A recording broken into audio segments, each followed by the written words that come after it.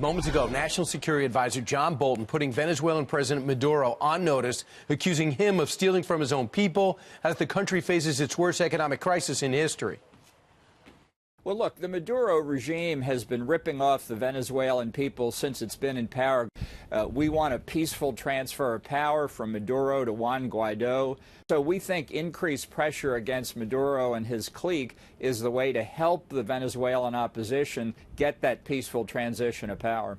Wow, our next guest has been spotlighting the crisis since it began, GOP Senator Marco Rubio. Senator, I know the president really is letting you take the lead on this in many respects.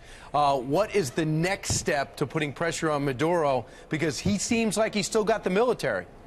Yeah, let me tell you something about that, the first thing you just said, and I'm honored you would say it, but the actuality of this is the president has been aggressive about this from day one. None of this would have been possible without it.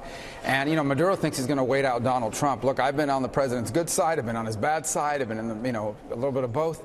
When this guy's on, when the president's on something, it's like a dog on a bone. I mean, he will not let go. He is never going to give up on this until Maduro's out of there. Maduro's taken on a terrible enemy in Donald Trump, and the president and his administration deserves tremendous credit.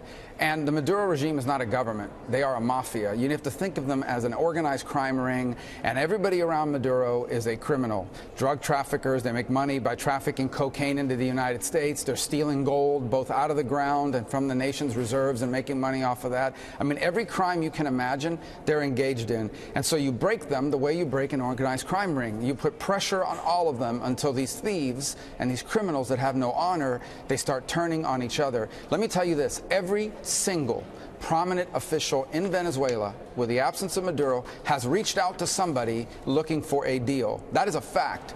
That they haven't taken one yet doesn't mean they won't at some point.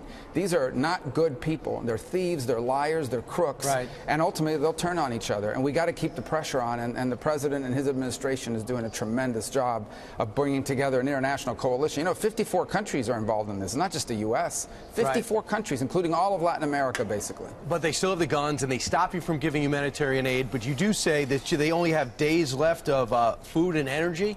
Yeah, so Venezuela, because they keep stealing all this money, they are about to hit an epic humanitarian crisis we haven't seen in this hemisphere, and they haven't faced there. They probably have less than a week of gasoline left. Now, you know, so there's an Indian company out there that's helping them, and of course the Russians, and that's very unfortunate that they keep giving these guys a lifeline. But they have just a few days right. of gasoline left, and they have only a few days of food left. The humanitarian crisis is real, and when people ask me why should we care, 10% of Venezuela's population has abandoned the country in the last 5 years. Another 2 million people are going to leave this year, and it is creating it threatens to collapse Colombia and potentially Peru and Ecuador as well. Nobody can handle taking in 1.5 million people like that the way Colombia already has done. So this is a regional crisis that ultimately is going to impact us. And Senator, real quick about what's going on the border. You were in the gang to try to solve this in a bipartisan way.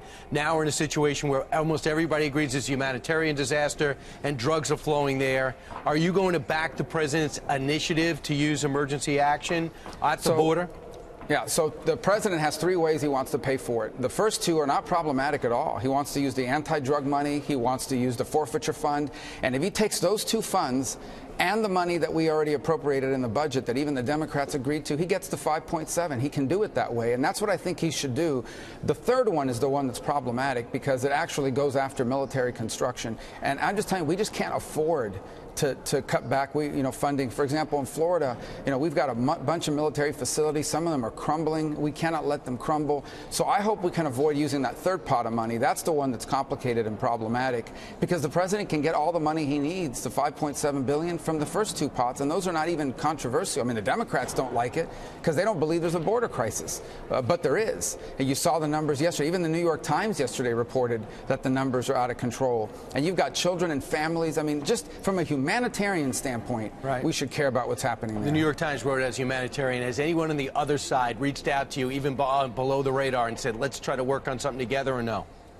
No, because, now they're just trapped. I mean, a lot of them are trapped. They can't. They step out of line. Look what's happening in the House now with the whole anti-Semitism thing, and all of a sudden everybody is running for the hills on it, and they don't want to take a vote on it because there's this new element, radical element, that's gone into the Democratic Party that's moved them away from supporting Israel and makes it impossible for them to admit there's a crisis on the border. Senator Marco Rubio, a very busy guy these days. Thanks so much for joining us, Senator. Thank you very much.